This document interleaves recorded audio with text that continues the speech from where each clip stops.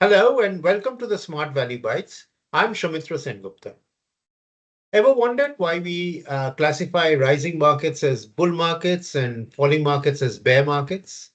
After all, what is so benevolent about bulls? And for that matter, I can think of many animals that are more malevolent and dangerous than bears, snakes, for example. Also, in a similar financial context, that of central bank policy towards interest rates, we characterize it differently using other forms of symbolism. An accommodative stance of the Reserve Bank is termed as dovish, while a hardline stance is termed hawkish. Why don't we call rising markets dovish and falling markets hawkish?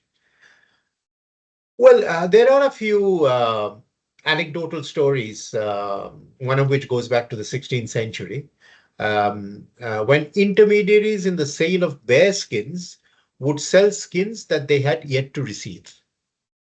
They were speculating on the future purchase price of these skins from the trappers, hoping that they would drop.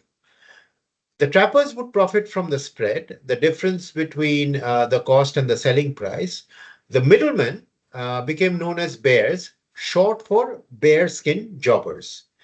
And this may be how the term eventually came to describe a downturn in the market because bearskin jobbers were those who benefited from a fall in the prices of bearskins. Also, bears and bulls were considered opposites because of the once popular bull and bear fights that used to be organized. These were fight on to deaths, and it seemed like a nice metaphor for bulls and bears who metaphorically fight to death for profits in the stock markets. However, the more credited version, and the one that I personally favor, centers around how each of these animals are set to attack. A bull will thrust its horns into the air, while a bear will swipe down.